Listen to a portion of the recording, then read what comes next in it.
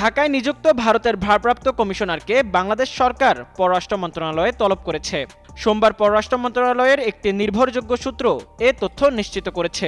সূত্রটি জানিয়েছে, এ বিষয়ে কূটনৈতিকভাবে ডেপুটি কমিশনারকে ডেকে পাঠানো হয়।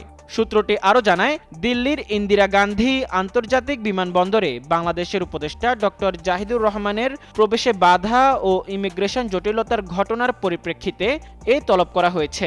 ঘটনাটিকে কেন্দ্র করে বাংলাদেশ পক্ষ থেকে গভীর উদ্বেগ ও প্রতিবাদ জানানো হতে পারে বলে জানা গেছে।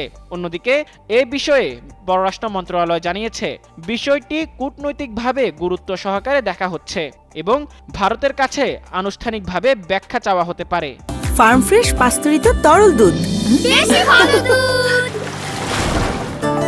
এদিকে প্রধানমন্ত্রীর উপদেষ্টা জাহিদুর রহমানের দেশে ফিরে আসার ঘটনাকে অনাকাঙ্ক্ষিত হিসেবে বর্ণনা করেছেন বাংলাদেশের পররাষ্ট্রমন্ত্রী ডক্টর খলিলুর রহমান।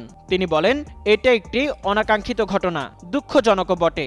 এই বিষয়ে পররাষ্ট্র মন্ত্রণালয় যথাযথ ব্যবস্থা নিচ্ছে। এর আগে গেল 14 জুন সন্ধ্যায় জাহিদুর রহমান দিল্লিতে অনুষ্ঠিত একটি আন্তর্জাতিক বৈঠকে যোগ দিতে গিয়েছিলেন। তবে ইমিগ্রেশন জটিলতার কারণে দিল্লিতে ঢুকেননি তিনি। পরে প্রধানমন্ত্রীর উপদেষ্টা দিল্লিতে না গিয়ে কলম্বো হয়ে ঢাকায় ফিরছেন।